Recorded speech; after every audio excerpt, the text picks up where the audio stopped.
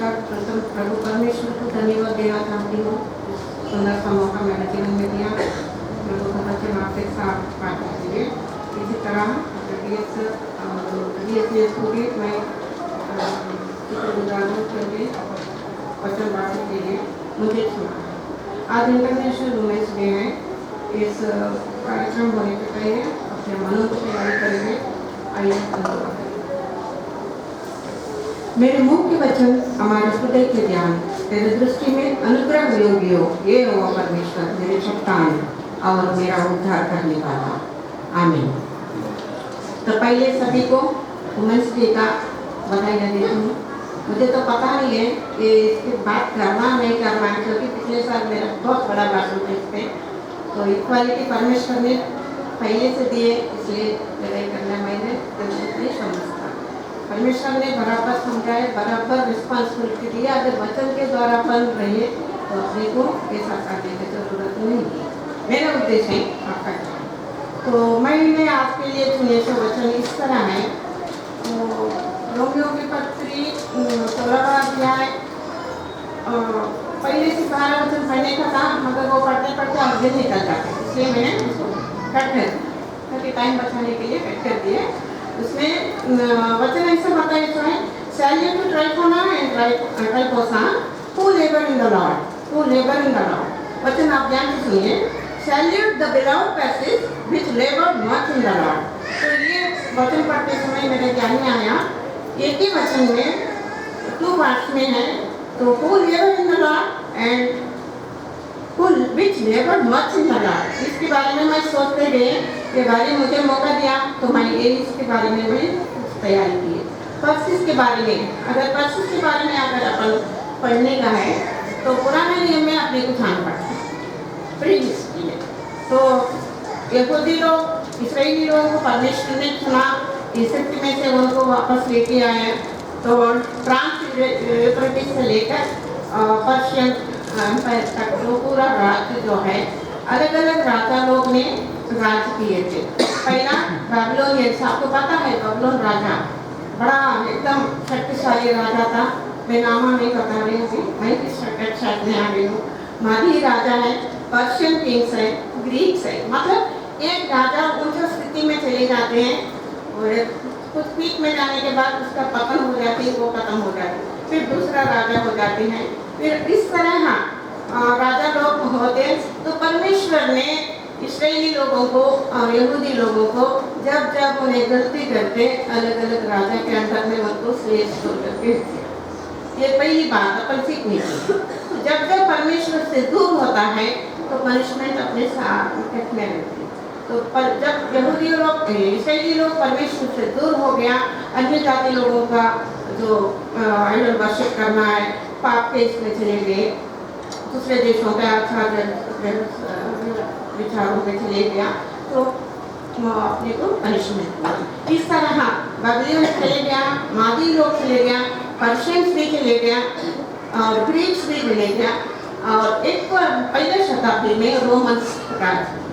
Romans राजा के लोग में यीशु मसीह जब पैदा हो गया तब रोमन राजा लोगों का अंडर में देश था। तो रोमन लोगों का इस तरह है, जो भी अपन पौलुस ने लिखे सो हर लेटर में अपन देख सकते हैं। हर रोमियो का, कोरिन्थियों का, ऐसा हर एक लेटर में अगर हम देखें, वो पूरे प्लेसेस में जो कलीसिया है, वो कलीसिया कैसा बने सो है, वो थोड़ी सी अपन देखेंगे। अभी रोमन्स को हर चीज नया चाहिए। हर एक भगवान, आप एक भगवान करे तो उसको पूजा करते, आप बताए तो उनको भी पूजा करते। और कोई भी नहीं है मंदिर भी है, बिना नाम वाले परमेश्वर को भी वो लोग पूजा करते और उनका मूर्ति पूजा करते और पापमय जीवन रहते। तो उस समय यहूदी लोगों को परमेश्वर ने इजिप्ट से इस्राएल को लाए। जब परमेश्वर ने उनको आज्ञा दी थी, एक्सोडस 20वां अध्याय अपन देखेंगे उसको। एक्सोडस निर्गमन 20वां अध्याय में परमेश्वर ने उनको 10 आज्ञा दी। उसमें ऐसा है, तो परमेश्वर ने ये सब वचन कहे, हे तेरा परमेश्वर यहाँ हो जो तुझे दासत्व के घर से अर्थात मिस्र देश से निकाल लाया है, तू मुझे छोड़ दूसरों को ईश्वर करके ना मानना, तू अपने लिए कोई मूर्ति खोदकर ना बनाना, ना किसी की प्रतिमा बनाना जो आकाश में या पृथ्वी पर या पृथ्वी के जल में है, तू उनको दंडवत ना करना और ना उनकी उपासना करना, क्योंकि मैं तेरा परमेश्वर यहोवा जलन रखने वाला परमेश्वर। अपने को बांधवों में से निकालकर परमेश्वर ने लाया, उनको 10 आज्ञा दिए, तो परमेश्वर की बात सुनना चाहिए। तो रोमन्स को जूस पसंद नहीं आती, क्योंकि इन्हें अलग अलग रोज एक त्योहार, रोज एक मूर्ति पूजा, रोज एक पाप में जीवन में रहते थे। ये लोगों को एक ही परमेश्वर है, इनका क्या भगवान है, एक ही भगवान है, हाँ दूसरा कुछ नहीं रहते, अपना खाना पाना अलग है, सब कुछ है, उनको पसंद नहीं आते। तो रोमन्स को जूस पसंद नहीं आते, तो इसलिए उनको पसंद नहीं आते, उतना सिखाने नहीं देते।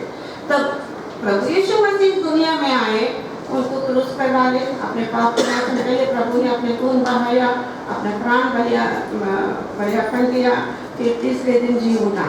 तब लोग, उनके शिष्य लोग पूरा प्रार्थना कर रहे थे, तब अलग अलग अन्य जाति लोग वहाँ पे थे, पवित्र आत्मा उनके ऊपर उतर आए और अपने अपने भाषा में बोलने लगे। तो इसको भी हम देख सकते हैं एक्ट्स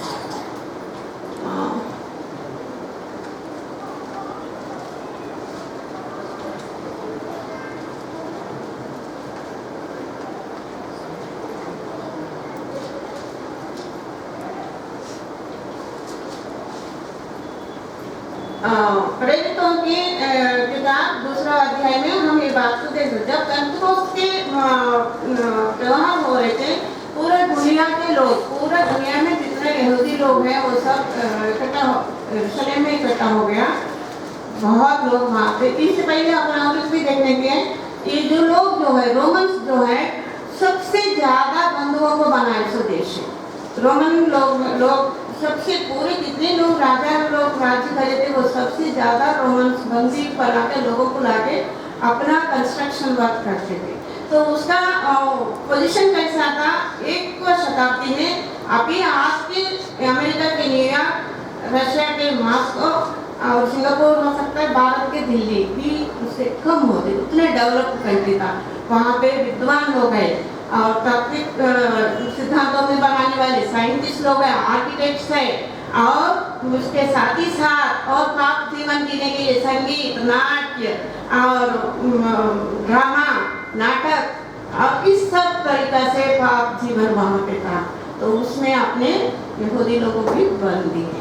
तो ये लोगों का आराधना उनको पसंद नहीं आते, उनको कैसा हमेशा छेड़ते रहते थे, तो यहूदी लोगों को हकालने के लिए देखते।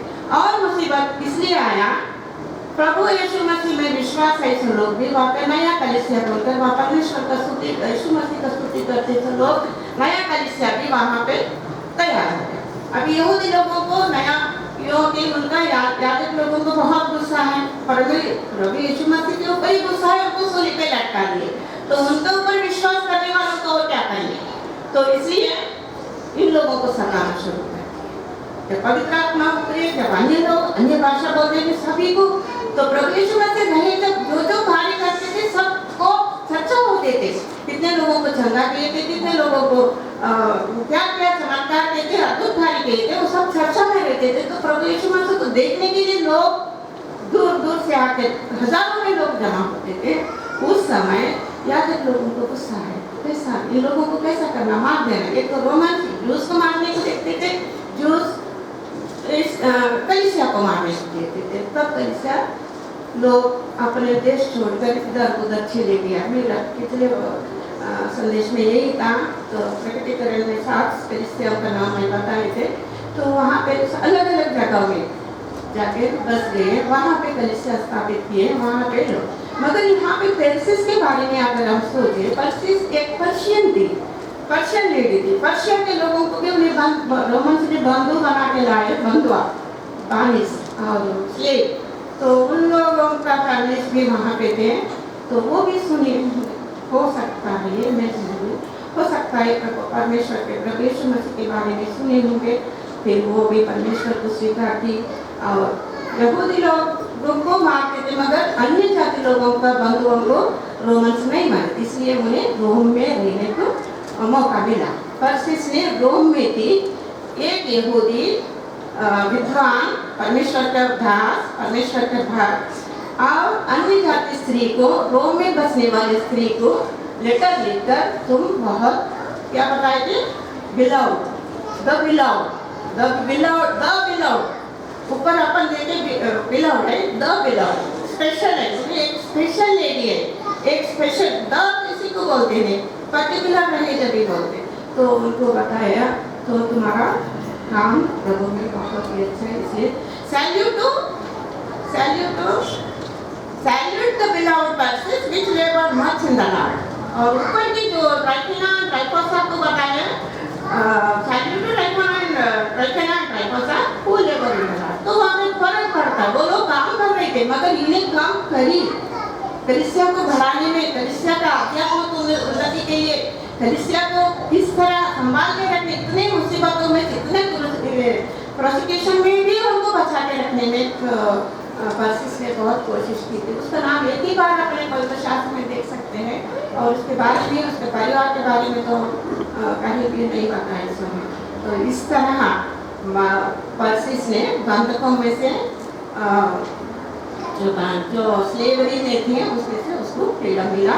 परमेश्वर को अपना तारणहार समझा, उनके पास वो आ गए, अपने हृदय परमेश्वर प्रभु यीशु मसीह को दे दी, वो मसीह बन गए और उनके साथ कलीसिया रोम शहर के बारे में अभी मैं बताया कितना बड़ा पॉपुलेशन वाला है, कितने अलग multi religion, multi cultural, multi सब अभी कॉस्मोपॉलिटन सिटी बता सकते, ऐसा सिटी में वहीं कर भी प्रभु यीशु मसीह का सेवा करती। तो पर्सिस के अनुसार अभी हम और बहुत सारे हम देख सकते हैं। तो काम करते समय अपना ध्यान परमेश्वर की ओर होना चाहिए, तो निष्ठा से काम करना चाहिए। अगर हमारे अंदर निष्ठा नहीं है तो वो अपना नाम नहीं लेते। और प्रावस 31 वचन में बताए तो है, जो स्त्री यहोवा का भय मानती है वो उसकी प्रशंसा होगी, उससे ही प्रशंसा होगी। ये पौलुस नहीं, मैं पहली बार बाइबल पढ़ते समय बचपन में सभी करेंगे तो पौलुस बहुत गुस्सा आता था, कभी देखो घाटते रहते, थकते रहते। तो फिर जैसा वचन के ओर अपन जा रहे तो उन्हें हमारे अच्छे के लिए, हमारे प्रभु के पास ले जाने के लिए, हम प्रभु में स्थिर रहने के लिए, हमारे उद्धार देने वाले के पास अपने को ले जाने के लिए उन्हें लेटर्स लिखे, कलीसियाओं को बचाने के लिए, ये पाप में शैतानी हरकतें उसे दूर करने के लिए हमें लिखे हैं। तो हम अभी गुस्सा करने की बात में नहीं है अभी, क्योंकि वो टाइम चले गया, अभी अंडरस्टैंड होने के समय में है। तो इसके वजह से इन्हें ऐसा लिखा, इसके वजह से इन्हें ऐसा। तो पर्सिस ने क्या किया कि अभी हम थोड़ा सा देखेंगे। पर्सिस क्या करी, पहले बंधकों में से मुक्ति पाई, बंधुआ से, स्लेवरी से बाहर आ गई।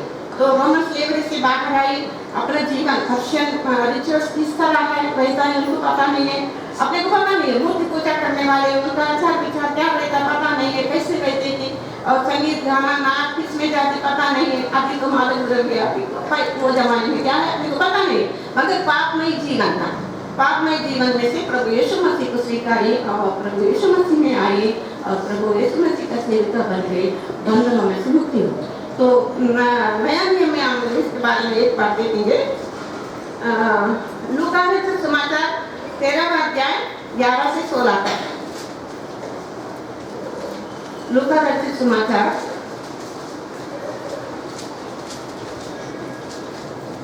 वहाँ एक स्त्री थी जिसे 18 वर्ष से एक दुर्बल करने वाली दुष्ट आत्मा लगी थी और वह कुकड़ी हो गई थी और किसी रीति से सीधी नहीं हो सकती थी। यीशु ने उसे देखकर बुलाया और कहा, हे नारी, तू अपनी दुर्बलता से छूट गई। तब उसने उस पर हाथ रखे और वह तुरंत सीधी हो गई और परमेश्वर की बड़ाई करने लगी। सब्त के दिन यहाँ पे स्पेशल दिए तो है, सब्त के दिन यहूदी लोग कुछ काम नहीं करते, तब प्रभु यीशु मसीह ने आराधना देना उपदेश कर रहा था। वहाँ एक स्त्री थी जिसे 18 वर्ष से शैतान से दुष्टात्मा से पीड़ित थी वो पूरा झुक गई सो है, उसका सिर ऊपर नहीं उठता, सीधा खड़ी नहीं रह सकती।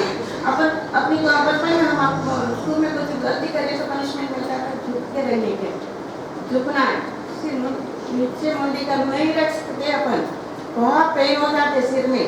तो उन्हें 18 साल से झुकी सो है, कुबड़ी थी, उसको प्रभु यीशु मसीह ने छुआ, ठीक हो गए। तो दुष्टात्मा से वो बंधन से वो मुक्त हो गए। तो परमेश्वर का महिमा करते वहाँ तो कितना अद्भुत था ये। तो एक पीड़ा में से बाहर आना बहुत अद्भुत है। परमेश्वर ने एक ही टच करने से निकाल दिया, क्योंकि ये भी अब्राहम की, आगे बढ़े तो अपने को पता चलता ये भी अब्राहम की बेटी है, जिसे शैतान ने 18 वर्ष से बांध रखा था, तो उसको छंटा।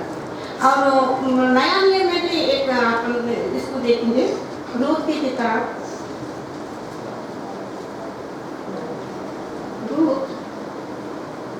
रूत की किताब में भी हम यही बात को देख सकते हैं। उन जिन दिनों में न्यायी लोग न्याय करते थे,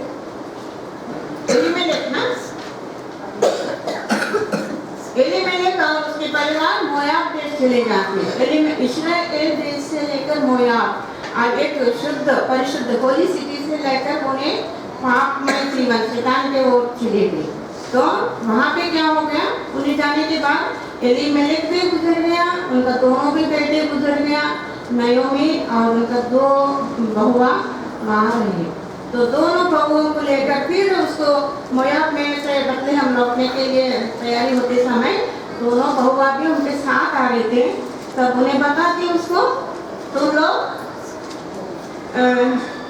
हे मेरे बेटियों, 12 वचन में, हे मेरे बेटियों लौट कर चली जाओ, क्योंकि मैं पति करने की बूढ़ी हूँ, और चाहे मैं कहती भी कि कुछ मुझे आशा है कि आज की रात मेरे पति होता भी और मेरे पुत्र भी होते तो भी तुम उनके सामने होने तक आशा लगाए रहती है, आप उसके निमित्त पति करने की रुकी रहती। हे मेरे बेटियों ऐसा ना हो, क्योंकि मेरा दुख तुम्हारे दुख से बहुत बढ़कर देखो यहोवा का हाथ मेरे विरुद्ध है। तब वे फिर से उठी और ओरपा ने अपनी सास को चूमा, ओरपा ने अपने सास को चूमा, परंतु रूत उसने अलग ना हुई। तो ओरपा किस बोलते हैं, ओरपा ने सास को किस किए और जो पाप में जीवन में वापस चले गए। ओरपा ने अपना वापस जो देश से आए वो देश को चले गए, वो देश के लोगों के मूर्ति पूजा, मोयाब देश, मोयाब वो क्षैतिज देश है, वो उनका मूर्ति पूजा करने में, उनका जो ये पापमय जीवन में जीने के लिए वापस चले गए। मतलब एक शुद्ध परिशुद्ध होली सिटी के बारे में, परमेश्वर के बारे में, अपने सृष्टिकर्ता के बारे में पता चलने के बाद भी वो पापमय जीवन के लिए वापस चले गए। तो रूत ने क्या की, थोड़ा सा पढ़ लीजिए अभी यहाँ पे 16 वचन में, रूत बोली तू मुझसे यह विनती ना कर कि मुझे त्याग या छोड़कर लौट जा, क्योंकि जिधर तू जाए उधर मैं भी जाऊंगी, जहाँ तू टिके वहाँ मैं भी टिकूंगी, तेरे लोग मेरे लोग होंगे और तेरा परमेश्वर मेरा परमेश्वर होगा। सुनिए, इतने पापमय जीवन में वो मोयाब देश में देशवासी होने के बाद भी परमेश्वर को पहचानी, क्योंकि एलीमेलेक और नयोमी के साथ रहने से परमेश्वर के बारे में उनको पता चला। तो अच्छा परमेश्वर को और उद्धार देने वाले परमेश्वर को उन्हें पाली और वो पाने वापस चले गए, बंधकों में से चले गए। इस तरह पापमय जीवन में से चले गए। और ये फ्रांसिस ने भी अपना पापमय जीवन में से प्रभु की ओर आई, प्रभु में विश्वास रखी, प्रभु के साथ काम करते रहे। और दूसरा शब्द क्या है, और उन्हें परमेश्वर का वचन सुनकर विश्वास किया। सुनकर विश्वास कैसा करी वो, जब प्रभु यीशु मसीह समाचार फैलाते थे, उनके शिष्य होते थे, उन लोगों से सुनी, जो सुनते हैं वो विश्वास पाते हैं, है ना। वचन कहती है, जब सुनाने वाले नहीं है तो विश्वास कहाँ से आएगी अपने को? तो सुनी और विश्वास करी और परमेश्वर के पास आई। और इसको हम देखेंगे एक्ट दूसरा अध्याय 1 से 4 में। एक्ट प्रेरितों का कार्य दूसरा अध्याय। पवित्र आत्मा उनके ऊपर उतरा और शब्द के साथ अपना ये जब पेंटेकोस्ट का दिन आया तो वे सब एक जगह इकट्ठे थे। एकाएक आकाश से बड़ी आंधी की सी सनसनाहट का शब्द हुआ और उससे सारा घर जहाँ वे बैठे थे गूंज गया और उन्हें आग की सी जीभें फटती हुई दिखाई दी और उनमें से हर एक पर आऊ टहली। वे सब पवित्र आत्मा से भर गए। जब तक हम विश्वास करें तो उनके जो वहाँ पे जो भी लोग जिस प्रकार आत्मा उन पर वे अन्य भाषा बोलने लगे। अन्य भाषा बोलने के लिए मतलब अपना अपना भाषा में बोलने लगे। तो वहाँ अलग अलग लोग कितने भाषा बोलने वाले वहाँ पे हो सकते, क्योंकि यहूदी लोगों का पेंटेकोस्ट के बातें थे पूरे दुनिया में जहाँ भी नहीं यहूदी लोग हैं वहाँ पे वापस आते थे वो त्योहार मनाने के लिए। मतलब जिन्हें जहाँ भी चलेगा कि यहाँ पर आप कितना करें तो भी मराठी नहीं आते। तो वहाँ पे वो लोगों को अलग अलग भाषा बोलने वाले अपनी भाषा में प्रभु का वचन मिलने को मिला, इसलिए वहाँ पे परमेश्वर का स्तुति हुआ। तो इस तरह पवित्र आत्मा का काम होता है। पवित्र आत्मा को एक बार जो सुन के उन्हें विश्वास करें। और पेंटेकोस्ट के दिन पहले 120 लोग, फिर 3000 लोग, फिर 5000 लोग, पूरा कलिसिया बनते गए। यहूदी लोग का शत्रुत्व भी बहुत बढ़ते गया। रोमन्स और यहूदी लोग मिलकर कलिसिया को तितर-बितर कर दिया। पूरे अलग अलग जगह में जाकर बस गए। तो और बात हम देखेंगे और वो प्रभु में स्थिर थे। उसका नाम में ही स्थिरता, तो परसिस्ट के नाम में स्थिरता है, परसिस्टेंट स्थिर है। तो वो प्रभु में स्थिर थे वो। तो जब अभी इसको भी वचन देखेंगे लूका समाचार 17 अध्याय 11 से 17 उसमें 10 लेपर्स को प्रभु ने चंगा किया। तो 10 थोड़ियों को प्रभु ने चंगा किया। तो 10 में से कितने वापस आया? एक ही वापस आया। वो कौन था? सामरी था, अन्य जाति का था। जो यहूदी लोगों को करे वो वापस नहीं आया, मगर एक अन्य जाति के आदमी वापस आया। परमेश्वर के सामने परमेश्वर को स्तुति किया, आनंद के साथ उन्हें बताया मुझे चंगा हो गया, मैं ठीक हो गया, प्रभु आपको धन्यवाद देना। तो इस तरह परमेश्वर का कार्य, अद्भुत कार्य होते समय हम थोड़े से ध्यान से देखें तो बहुत पता चलते हैं। अभी रोमन्स पहला अध्याय 16-17 में मैं पढ़ के ले लेते, क्योंकि उसने परमेश्वर की धार्मिकता विश्वास से और विश्वास के लिए प्रकट होती है। जैसा लिखा है, विश्वास से धार्मिक जन जीवित रहेगा। जो विश्वास करते हैं वो जीवित रहते हैं। जो विश्वास करते हैं प्रभु में धार्मिकता से जीवित रहते हैं। और परमेश्वर की सेवा की योजना इस तरह है, रोमन्स 12 अध्याय 1 से 2, अपने शरीरों के जीवित और पवित्र और परमेश्वर की भोगता हुआ बलिदान करके चढ़ाओ, यही तुम्हारी आत्मिक सेवा है। तो अपना आत्मिक सेवा ये तो पहले अपने आप को समर्पित करना है। और शरीर आशा शरीर से, आंखों से और धर्म से नहीं करने की है। तो आत्मा से परमेश्वर के पास अगर हम गए तो हमारा आत्मिक सेवा हो जाती है। तो इसी तरह रोमन्स 8 और 1 में आप जो मसीह में है उन पर दंड की आज्ञा नहीं है। जो परमेश्वर के पास आते हैं, जो परमेश्वर को अपना उद्धारकर्ता होकर मानते हैं, उनको कोई शिक्षा नहीं है। तो जब तक परमेश्वर के पास नहीं आते, ढकमकाते नहीं रहने की, तो गए तो होता कि चर्च गए तो नहीं होता, चर्च नहीं होते क्या होता, बाइबल तो पढ़ रही ना, प्रेयर तो कर रही ना, क्या होने वाले नहीं। उसको अपने को नियम रखते स्वयं हम मंदिर में जाना है, परमेश्वर को स्तुति करना है, परमेश्वर का वचन ध्यान करना है, परमेश्वर का पास अपना हृदय खोलना है। अपन जो पाप जीवन में जीते थे, अपन झूठ बोलते थे और क्या क्या कर सकते थे वो सब हम छोड़ना है। अपने मन शुद्ध होकर एकदम क्लीन करके परमेश्वर के पास आके जब भी अपने को परमेश्वर के आत्मा के साथ अपन चलते हैं और सुसमाचार सुनने से अपने को आनंद मिलता है और वर्सेस तुम्हें आनंद मिला होगा।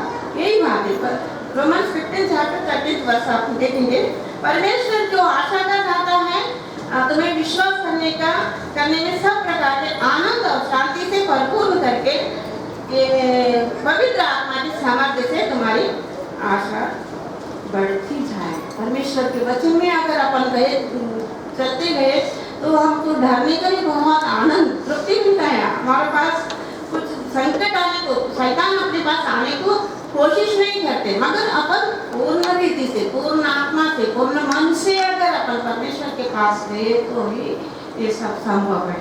और परमेश्वर के पास जाना हमारे लिए बहुत ही जरूरी है और प्रभु में हम नया सृष्टि हो जाती है। तो इसको भी 2 कोरिन्थियंस चैप्टर 16 पे पुरानी बातें बीत गई, सब नए। जब हम परमेश्वर में जाते हैं सब कुछ नया है, पुराने पूरे बीत गए। परमेश्वर ने हमारे सभी पापों को क्षमा करने वाले हैं।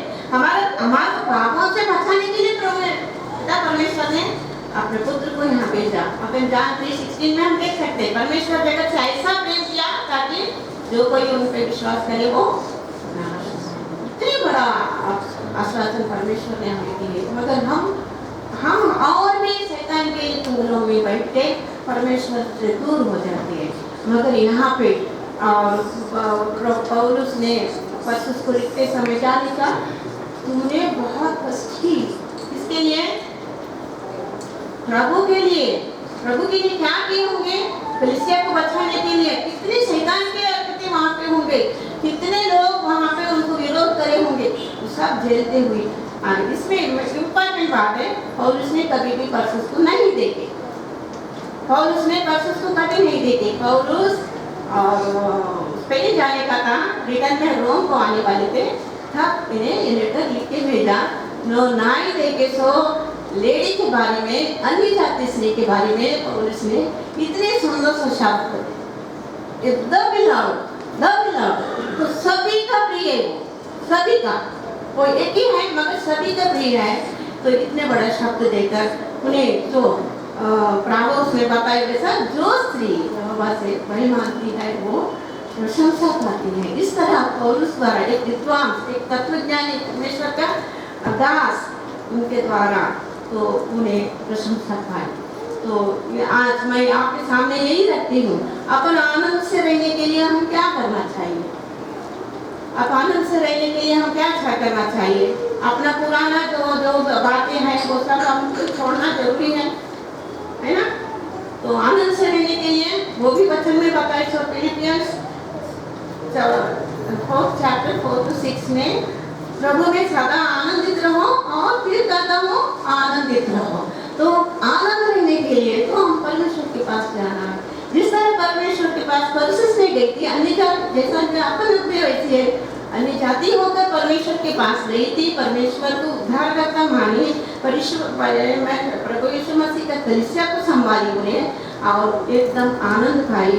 तो आनंद हमें फिलिपी में मिलते हैं, प्रभु में सदा आनंदित रहो। शैतान अपने को कुछ नहीं करने वाले। अपन परमेश्वर के वचन पढ़ते हुए, ध्यान करते हुए रहे तो अपने को परमेश्वर शैतान से डरने की जरूरत ही नहीं है। वही कितना मुसीबत आने के बाद अपन उठ के आ जाते। तो अपन आनंद रहने के लिए अपन चर्च में क्या करना चाहिए?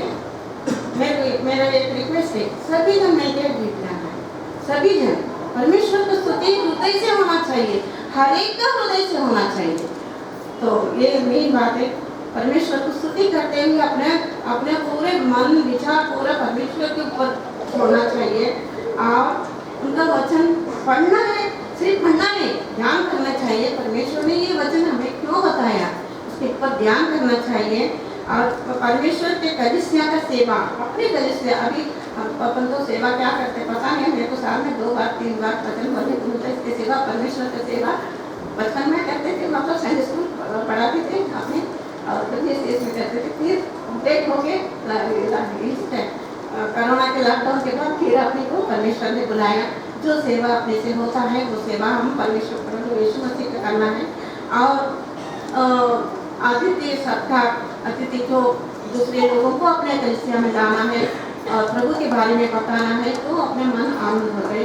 हमेशा प्रार्थना करना है, हमेशा प्रार्थना में रहे, एकत्र होकर प्रार्थना करना चाहिए। एक अपना के लिए सबके लिए सभी जन प्रार्थना करना। अगर सभी की प्रार्थना है तो अपने कलीसिया तो जिस तरह जो वर्सेस ने उनका कलीसिया के बारे में पौलुस ने सुनकर उनको पवित्र शास्त्र में पवित्र ग्रंथ में उसका नाम लिखते थे, वो सुगंध के साथ हमारा ही नाम है। दूसरे अपने आने वाली पीढ़ी अपना नाम भी लेंगे, अपने नाम भी लेंगे।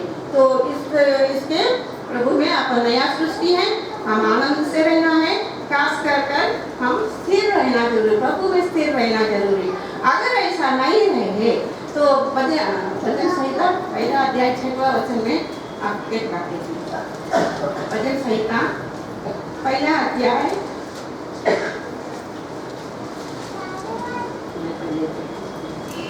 3 से पढ़ते में, वह उस वृक्ष के समान है जो बहती नालियों के किनारे लगाया गया है और अपने ऋतु में फलता है और जिसके पत्ते कभी मुरझते नहीं, इसलिए जो कुछ वह पुरुष करे वह सफल होता है। ऊपर के आप सबको पता है।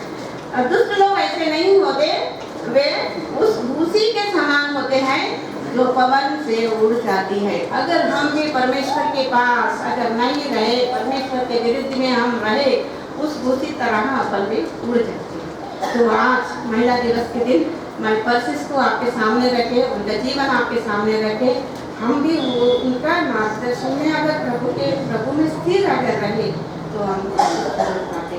आइए तो दुआ करेंगे। सर्वशक्तिमान पिता परमेश्वर, आपको धन्यवाद देते हैं पिता, इस सुंदर सा समय हमारे जीवन में दिया, आपके वचन ध्यान करने के लिए मुझे मौका दिया है। वचन आपके द्वारा हुआ है मांगते हैं पिता।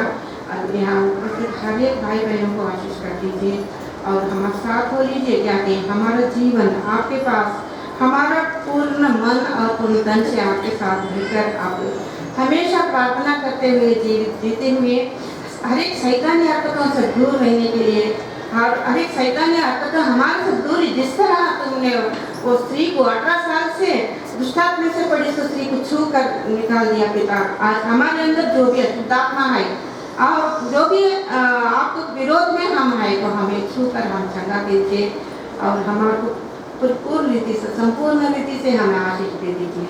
और इस समय यहाँ उपस्थित हर एक भाई बहनों को आप आशीषों से मारा मत कर दीजिए। ये छोटी सी दुआ प्रभु यीशु मसीह के नाम से मांगते हैं, सुनो ग्रहण कर लीजिए। आमीन।